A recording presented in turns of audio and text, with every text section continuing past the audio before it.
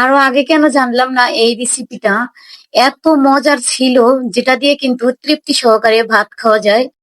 যদি ২-৩টা হাতের কাছে কাঁচা কলা থাকে, সেই কলার সঙ্গে ২টা জিনিস মিশিয়ে নিলে কিন্তু দুর্দান্ত স্বাদের মজাদার খাবার হয়ে যাবে।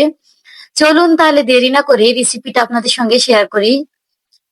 একদম কিন্তু পুরো রেসিপিটা না দেখলে কিন্তু বানিয়ে নিতে পারবেন না, কারণ মাঝখান থেকে যদি চলে যান তাহলে কিন্তু বুঝতেই পারবেন না যে কি মিশিয়ে নিলাম কাঁচা কলার সঙ্গে।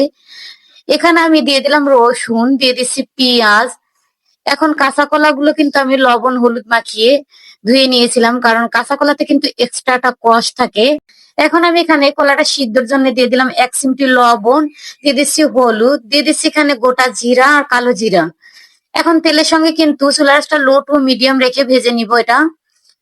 আর চুলার আঁচটা মিডিয়াম রেখে ভেজে নিলে কিন্তু দ্রুত সিদ্ধ হয়ে যাবে, কারণ কলা কিন্তু বেশিক্ষণ ধরে সিদ্ধ করা লাগে না। অল্প সময়ের মধ্যে কিন্তু কলাটা সিদ্ধ হয়ে যায়। সবকিছু যতটা ভেজে নিচ্ছি ততটাই কিন্তু সুঘ্রাণ আসতেছে। এটা দিয়ে যে কি মজার হয় ভর্তাটা, আপনারা না বানিয়ে নিলে বুঝতেই পারবেন না। আরো একটা কিন্তু জিনিস আছে, সেটাও এখানে মিশিয়ে নিব। সবকিছু কিন্তু আমার ভালোভাবে সিদ্ধ হয়ে গেছে, এখন এটা আমি উঠিয়ে নিব। এই দেখুন সবগুলো কিন্তু ভালোভাবে সিদ্ধ হয়ে গেছে। আর রেসিপি যদি ভালো লাগে শেয়ার করে দিবেন। এখন একটা আমি প্লেটে এগুলো উঠিয়ে নিচ্ছি। এখন আমি নিয়ে নিচ্ছি এখানে কিছু কাচকি মাছের শুটকি।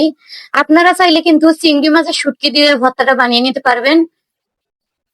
শুটকিগুলো কিন্তু আমি গরম পানি দিয়ে সুন্দরভাবে ধুয়ে পরিষ্কার করে এখন তেল দিয়ে ভেজে নিচ্ছি। আর চুলার আঁচটা লো টু মিডিয়াম রেখে ভেজে নেওয়ার পরে কিন্তু শুটকিগুলো মুচমুচে হবে।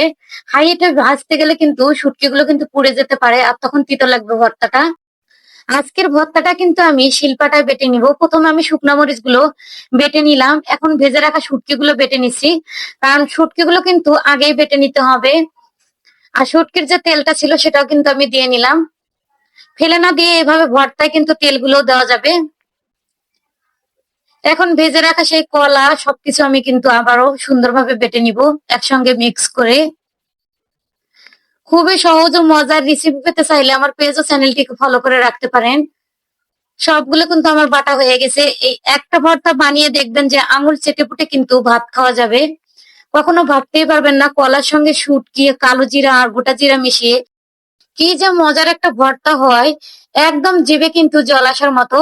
এখানে আমি সামান্য ধনিয়া পাতা মিশিয়ে কিন্তু ভর্তাটা উঠিয়ে নিব, এখন বাটিতে পরিবেশন করে আপনাদের দেখিয়ে দিচ্ছি। এই ভর্তাটা কিন্তু গরম ভাতের সাথে খেতে অসাধারণ টেস্টি লাগে। আপনারা বাসায় এইভাবে একবার হলে ট্রাই করে দেখবেন, আর আমাকে কমেন্ট করে জানাবেন রেসিপিটা কেমন হয়েছিল। আপনি কোথা থেকে আমার ভিডিওটা দেখছেন তা মন্তব্য করুন, যাতে আপনাকে আমি ধন্যবাদ দিতে পারি। ভর্তা দেখে কিন্তু লোভ সামলানোই মুশকিল হয়েছে। সবাই ভালো থাকবেন, সুস্থ থাকবেন। আবার কোনো নেক্সট রেসিপি নিয়ে আপনাদের সঙ্গে কথা বলবো। আজকের মতো এ পর্যন্ত। আল্লাহ হাফেজ।